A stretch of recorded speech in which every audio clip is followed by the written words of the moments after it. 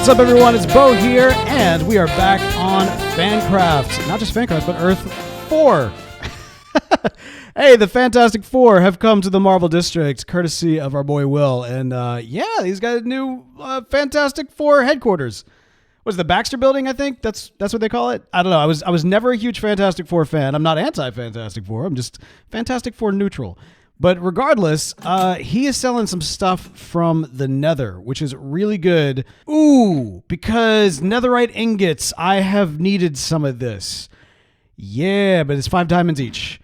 And as we all know, I mean, I'm not going to keep saying it, but you know, if you know, you know, and you know I'm broke. So I got nothing. These, though, like the blaze powder and everything, I've been missing that for quite some time as well. See, this is what it really, this is what's been happening, okay? Like this is what's been happening. The last couple of weeks, I mean, what is this? Like week 8 or something like that now? All I have done is build. You know what I mean? Like I have given everything to this realm in terms of like just building these projects, building the web building and the PIM building and the Baskin Robbins and the Lars Homestead and Hobbiton. I mean, not Hobbiton, Bag End. I have done practically nothing as it relates to the early game. You know what I mean? Like I haven't done a lot of resource gathering outside of exactly what I need for those big team builds. And so I'm just behind. Like in some ways I'm ahead of the game, but in other ways I am very, very behind. But that's okay. This week it's not about building one specific build. It's about getting things ready for the big team build. And so we're going to just kind of be doing that today, laying the groundwork for what needs to come. Now, over here in kind of the snow globe, I have moved over both the post office and the jib board to right here. As you can see, all of our mailboxes are here around the jib board, and the jib board itself is right in the center. Now, my mindset is that this is going to make it a lot easier for the fan crafters to be able to come. They'll check their mail, but they'll also be able to see what jibs are available and needed. And specifically today, we are going to lay out all of the materials that we need for the Avengers Tower. That's right. We need to get some gathering going on for the Avengers Tower, and I think the best way to do it is by just kind of showcasing it here. So we're definitely going to need some of these pearlescent lights. We're going to need some deep slate brick walls, just some standard stone brick, white concrete, although the white concrete, I think I actually don't need as much of that. I'm not entirely sure yet, but we will definitely find out. We are going to need some cyan concrete, some light blue concrete, some light blue dye, some white dye, a lot of snow. We are going to need a lot of snow. And then also just some basic stone. That's pretty good. All right, so I hope that's clear that that's snow and that's white concrete. You know what? The white concrete's kind of easy to see, but the snow maybe not so much. There we go. Snow blocks. Easy. Yes, that's good. That's good. There we go. Jib board. Items needed for Avengers Tower. Drop off at build. So hopefully they'll see this and they'll know where to go. At least I hope that's the case. I guess we'll find out. So the build site is right here. And what I'm thinking we're going to do today, because there's at least one item that we need for the base of the Avengers Tower that I didn't put down because I figure I'll just go ahead and knock it out. It's easy enough. Because you think about it, like if you look at the Avengers Tower, just go ahead, look at it. Yeah. I mean, it's iconic, right? Like it's a very unique and iconic style. And it's one that you don't really pay attention to what's at the base. In fact, I've looked at a lot of different models and scales, and there's so many different interpretations of what exactly is the base of it that it's really kind of whatever you want. And so I think what we're going to do is kind of like a basic concrete, kind of like corporate style long building at the base, maybe not going up, I don't know, 2 stories at most, before transitioning into what is going to be the more elaborate, Avengers style tower build. So we're going to build up the base, I think, today. And yeah, hopefully we'll also be marking these. You know what? Now that I think about it, we need to mark all of these chests so people know where they need to deposit what. Like we may need more of one item than we will of another item. So, we've got kind of a methodology of doing that. We'll see how it works. But anyway, let's go ahead. We'll knock it out. It's going to be kind of a quick one, but let's jump into the building.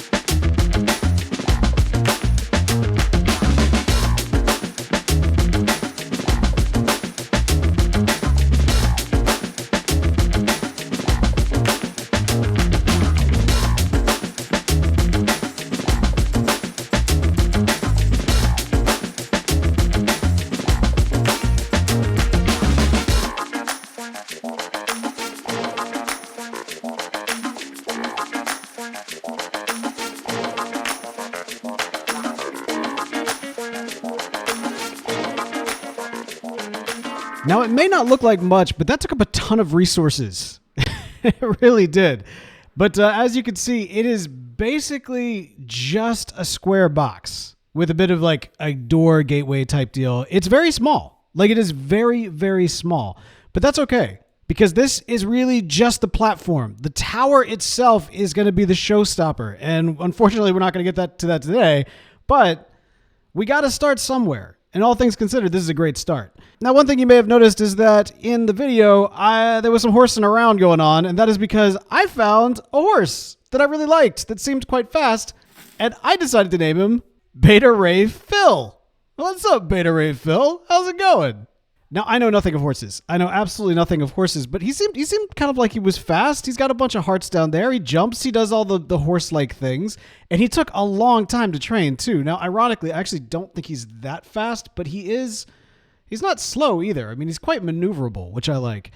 And, you know, for the most part this season, I have been without wings, only really just putting on the wings to really help with the kind of some of the larger builds and everything. And yeah, I kind of like being as, you know, kind of ground-based as possible, especially as we really focus on these different districts and the immersion and all of the good things that come along with it. And so I've needed a horse. And so Beta Ray Phil is going to be my new horse. Hey, buddy. Yep.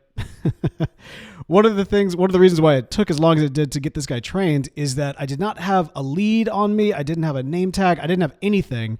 And I had to ask if Knight could come and basically bring me a lead so that I could, you know, save him and he wouldn't despawn if I ran away to go get one. There you go. Welcome to Earth 4, Beta Ray Phil.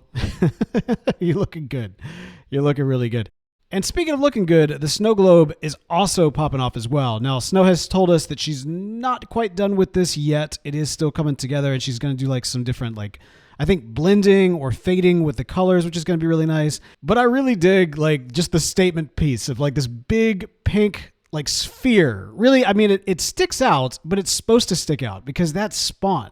It's kind of like the home base, the starting point, if you will, and it's where everything begins. And kind of with that in mind, I've actually started doing a little work on that immersion aspect. Okay, so here's the deal, right? Like the thing with these various districts is the idea is that when you're in them, you know, I'd like for you to feel immersed in them. You know, we've got so many different kind of styles of building that are all kind of going to come together to make the different districts, but at the same time, they all have this connective theme of, you know, right now Tolkien and Marvel and Star Wars, but there'll be more in the future. And so, you know, I want entering into the various districts to also have a bit of a feel to it. So, as you can see, I've started to work on that transition to the Tolkien district. Now, I realize that right here, obviously you've got kind of Marvel in the background, and it's a cool look, actually. But like, you know, for right now, let's just kind of focus on going into Tolkien, right? So you kind of go down the road. This is kind of our main street, if you will. And then you get the sign that says Tolkien Town. And what you do is as you kind of walk down here, you enter into this Hobbit village right here. You've got the Legolas quiver in the background, soon to be other builds. One imagines the Eye of Sauron will be kind of popping up somewhere in the background as well as you kind of go and traverse this area. You know, you kind of walk up into these little trails and paths that bring you all around, and it's going to be great. Like, I'm really pleased with kind of where it is thus far, and there's still so much more we can do. Now, again, like you got the AT&T. I think I called that AT&T earlier, but you got the AT over there, and you're gonna have more of that, right? There is gonna be some popping off and some peeking out, and that's okay. That we're not going for like not trying to hide everything, but the idea is that you're gonna feel like you're in a district when you're in the district. That's the goal. That's the idea, and So I think with this little transition path right here, we're gonna start to see the beginning of it.